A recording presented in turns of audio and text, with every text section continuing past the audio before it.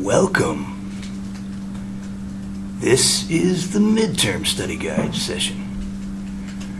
Midterm exam, we're going to talk about the essay, possible essay questions. I won't give away all the answers, but we'll talk about some stuff. All right. So, one question is going to be, I want you to show why Miletus and not Socrates is guilty of corrupting the youth with the text and trying to get into all dialogues if you can. Now, how would you do that, kid? I mean student. Wait, what was the question? Why is Miletus guilty? Remember, Socrates was condemned for what? For corrupting the youth. So I want you to turn the tables on that.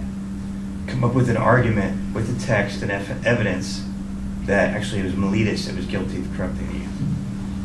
How would you go about doing that? There's like 10 different arguments you could argue.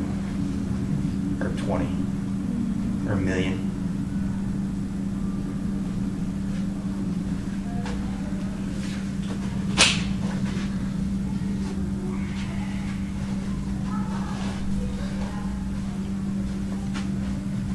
Okay, good. Was there anything wrong Miletus did? Miletus or Socrates? Miletus. Not really. Miletus did a good thing by executing Socrates? Or getting... I mean, yeah, that was wrong, because it wasn't... Why? That's the question. Because he didn't do it like... It wasn't his intention to corrupt the youth. Okay. All right. Let's start with some basics. How would you show Socrates is a good guy?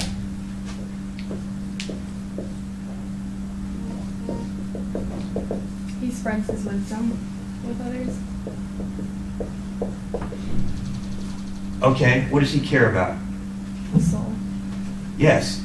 This was a line of attack you could use. So he cares about the soul and what? Is his main concern political philosophy?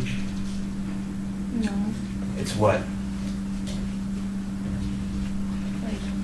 What's related to this? Himself. What? Himself. Ethics. Ethics. Yeah, he wants what people to care about, what they should care about. Mm-hmm. So his major concern is ethics and being a good person. All right, what's he say about ethics? This is part of your argument to show. Does he care about getting people to care about money? No. No. Yeah, so he says pursuing wealth and these kind of things. Doesn't matter. Yeah, it's being a good person. You want a peanut? Anybody want a peanut? All right. So in the apology, we have plenty of places you can dig this stuff out of. You can even appeal to the Euthyphro. What was he trying to do with Euthyphro?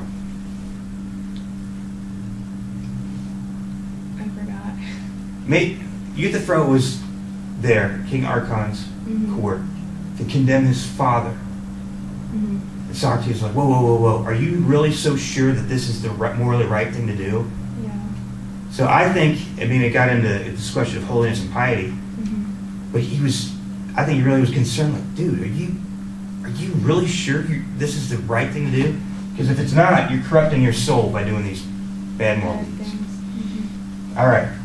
So you said Socrates is a good guy by what he cared about, emphasis on the soul, ethics, good decisions, his view of harm, which is what again?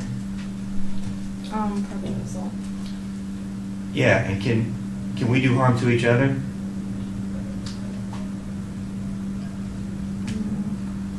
Can we? His main focus was we harm ourselves by our bad moral choices. Mm-hmm. How dumb does this hat on a scale of 1 to 10? Your hat? It's fine. Okay, thanks. All right. What else?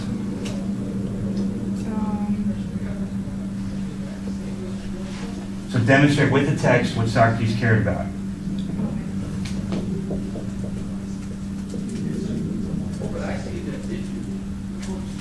Soul ethics, Different versions. There's one Truth. in the textbook.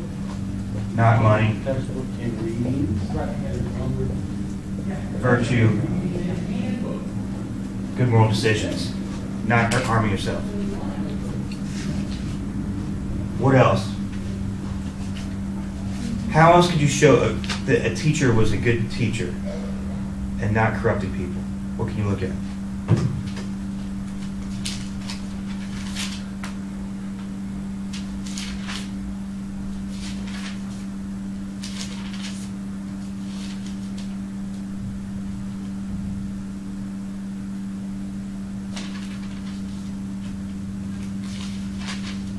Well, like, didn't in the text don't they say like people like talked bad about him, but he still did it anyways? What's that? He didn't care what like other people thought. He still kept doing his thing because that's what he believed in. Yeah, did everybody hate Socrates? I mean, most people, like a lot of people will talk bad about him. Okay, let's say 99% of the world hates you. How would you show that you're still a good person? Who would you bring in? What do you mean? Like,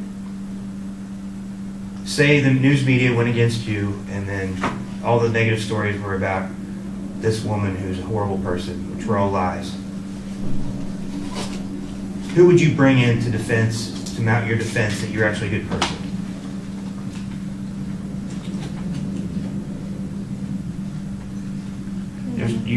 There's nobody you can call on to say that you're a good person.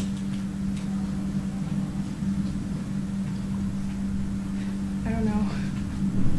Do you have any friends? Yeah, I guess. That's what I'm talking about. Okay. This Socrates' friends,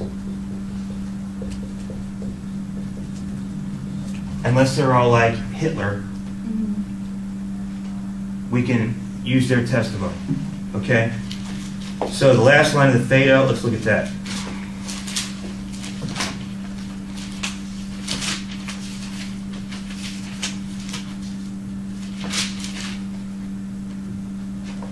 Can you read it? Like the very last page. The last line. Such was at the end of our comradry, Comrade. Acrates, a man who we would say was of all those we have known the best, and also the wisest and the most upright. All right. Plato's writing this, and, so you have end of the Phaedo. You have his followers. Mm-hmm. Who's trying to bust him out?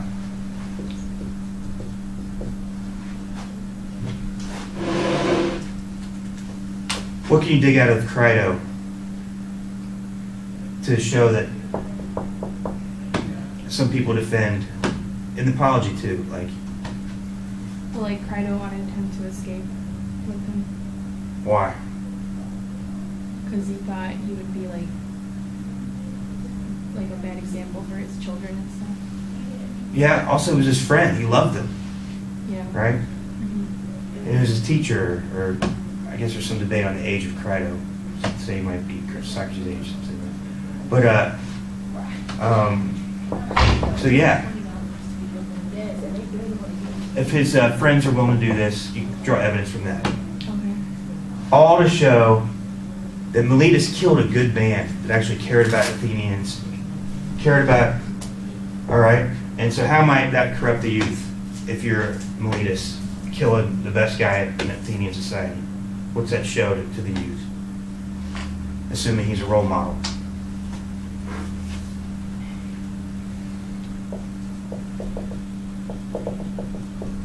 That it wasn't fair. Yeah, so you want your argument to be Miletus is a role model for youth for injustice, for no justice. And draw the stuff out of the text. All right. Also, what else in the trial could you appeal to of Miletus? Think for a minute.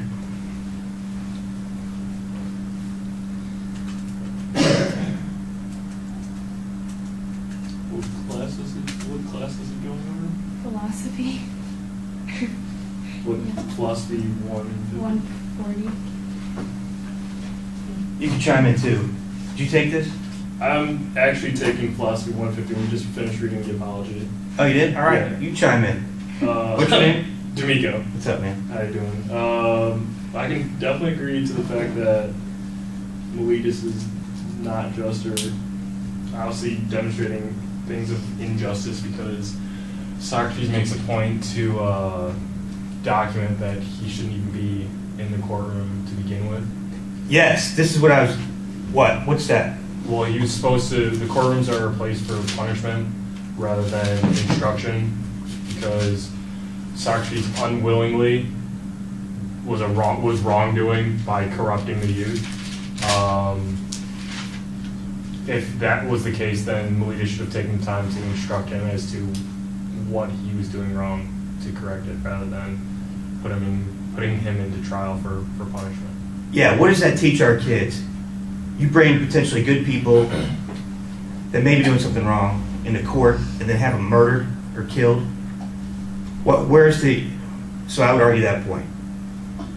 You know, he should have pulled him aside if he thought he was corrupting the youth. Socrates, what are you doing? Yeah. Listen, buddy. You're telling people that Zeus isn't a crazy god who's, you know, does all this stuff, horrible stuff to women or whatever. You're challenging people on this. So yeah, I would argue that way. No justice. He treats what he thinks is wrongdoing the wrong way. What does it say? It says treats word, treats wrong.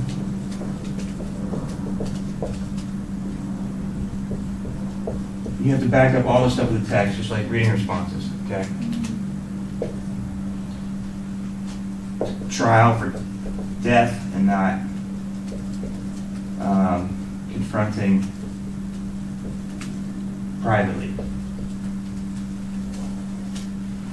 Okay, that was worthless.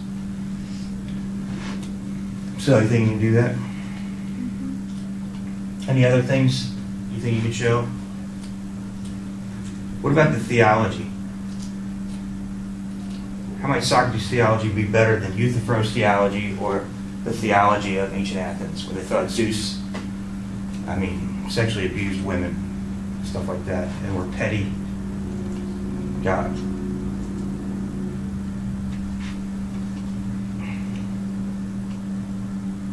Personally, I think it's blasphemous for us to think that God would come down and hurt women.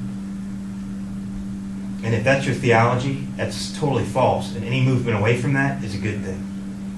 All right, as other people are going to argue,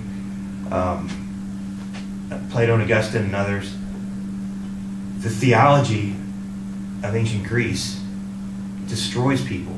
If their role model is Zeus, how are they going to treat women? That type of thing.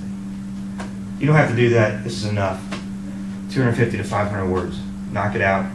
Give me a bunch of quotes. Give me evidence. Show Socrates is a good guy. It's corrupted. Thanks again for that. No worries. All right. We're going to do one on civil disobedience and Crito. So,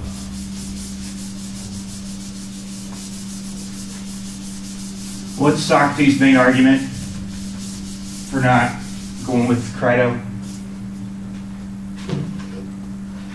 It's wrong for him to do it. Why? Because he'd be like disobeying the gods. Okay, he felt God's hand on his life, right? So yeah, the last line of Crito, he thinks it's God's will. His spiritual sign, his diamond, didn't stop him from going to the trial and all that. So there's that. But what's the law argument? He doesn't want to break the law. Why? He's dumb, or is there a reason? Because he believes there's laws if we obey them. Right? How did he show that he actually agreed to this? The laws of Athens. By staying there? Like Yeah. going somewhere else? Right. So he left for military service, that's it. So he said he traveled less than blind people and disabled people. And so by staying there and not leaving, he's consenting to, yeah. And he said we should honor the state more than our mothers and fathers because they are there to protect us and whatnot. And occasionally they'll dish out some unjust thing, but like his death, but you're still going to obey it. Why? If he disobeyed it, what would he think that would do for his sons in the community? I think in the text it says that, like, if he were to disobey, then everyone else would think it'd be fine too, and then he says, like, there'd be chaos. So he wants to be a role model. To obey the law, yeah. So show this with the text. All right. So with today's society, we have similar questions. Okay? So I want you to pick real life examples from recent history or history where you agree with Socrates, you should work within the system for change and not break any laws. Like, what are some examples of clear methods that Socrates might agree with? Of, like, not breaking the law. But you're still voicing dissent and protest. Like Occupy? People protesting? Yeah. So, well, not all occupies, but yeah, some of them were pretty good. Some of them, they cross the line in crime. But like marches on Washington, all right? Million Man March. There's big rallies in the Mall of Washington, all right? So peaceably assemble.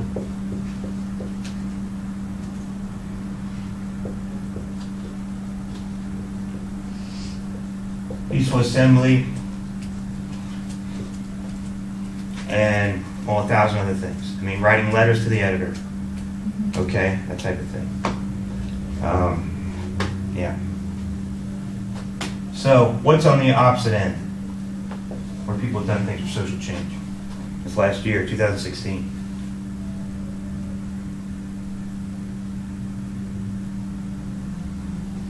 People have killed cops. People have killed police in order to protest police brutality rate. Okay?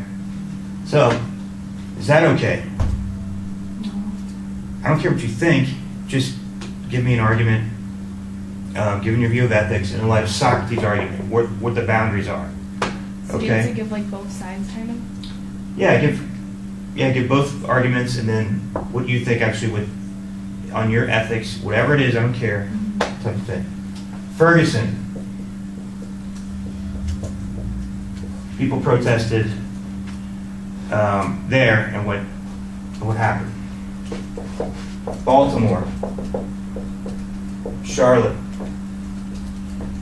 Milwaukee. All right. So talk about these. Are these legitimate moral expressions of dissent? Okay. You could talk about the LA riots that were in response to the Rodney King verdict. Okay? $2 billion in damages. 54 dead. Okay? Was that a good protest? To protest the police officers not being charged with battery or whatever. All right? So some people are going to be like, you know what? Yeah. These are morally permissible expressions. But sometimes you got to do this. Sometimes you got to kill the police and this and this. 54 dead. Socrates, what would he say to this? That's how I might phrase a question. What would Socrates say to it? He probably wouldn't. I might even ask your own opinion. Like, violence isn't the answer, in his opinion. Yeah, so clearly he's going to be a guy, he's like, listen, we might have a lot of injustices going on, but we don't ever kill police. We don't ever burn property in protests. We don't ever cause $2 billion and 54 dead, which is he would say that's evil of all evils. All right. So I'll send you guys a website. It's got 240 different ways of peaceable things, so you can choose from that stuff. All right. So get clear on Socrates' argument why he's not going to leave Crito, that type of thing. All right. Now, but I do want you to say what might be morally permissible cases to break the law in social protest. From history, we can forget America right now. So, for instance, is it moral for people, what's his face? Dietrich Bonhoeffer, Christian writer, pastor in Germany, to try to assassinate Hitler? Is that moral? What do you think? I mean, I don't think it's right to kill anyone, but Hitler was a bad person. Okay. It's justified. I don't care what you think, just try to argue Crito's view, maybe in some extreme cases like Nazi Germany. Like some people said that Americans should have bombed the concentration camps. Okay? Even though they'd kill some prisoners, tons would have escaped, that type of thing. And the death camps would have ended. Stop massacring them, especially in 1945. Spring. Is it morally permissible for people in Nazi Germany to sabotage train tracks to keep Jews from getting to the death camps? So some people were doing that, but a lot of people didn't. Like Germans could have easily gone out there and knocked out those train tracks. You know what I mean? Is that morally permissible? All right. So Crito's argument. He's given the father argument and these kind of things, but he's saying one of his arguments is, wow, when there's such an injustice in society, it is morally permissible to break the law to say no to that injustice. So that's how Crito would argue, yes, it's morally permissible, perhaps, for people in Nazi Germany to blow up train tracks. All right, some people would be killed by a train wreck, but it would be better than everybody on that train, all those Jews going to their deaths. That makes sense? So, yeah. So give Socrates' view, Crito's view. I'm sorry, this question's half-baked in my head, but I want you to just talk about the ends of it. Crito's major argument, Socrates' major argument, and then look at real examples. And then I'll ask you your own view. Whatever you say, just defend it. Sound good? Is that enough essay questions, too? I All right. think it's I'll make this, larger. As subsets. All right. Well, thank you for joining us today. Those of you who finally believe in God's existence because the Cubbies are playing Game 1 of the World Series, were you a skeptic until then? Until Saturday? About God's existence? No, actually, I've got my own kind of superstition. I actually refuse to watch any team I thoroughly enjoy watching in the playoffs because when I do, they lose. Are you kidding me? So I up until You listen to the radio or? No, up until Saturday, I didn't watch a playoff game, and I was with my girlfriend. She wanted because her parents are diehard Cub fans and they have season tickets. So I was like, all right, we'll go to Wicker Park and we'll watch the game from beginning to end. And I was like, all right, my curse is broken, so I'm watching the Cubs now. But no, I've always been a Cubs fan. That's funny, man. But I just refuse to watch them in the playoffs because I just know that you're the jinx? I am the jinx, yep. These Cubs fans are weird, kid. All right. Thank you from all of us at Chicago, Illinois. Are you watching a game tonight, kid? All right, go Cubbies. What is today's date? 25th Yeah. of October 2016.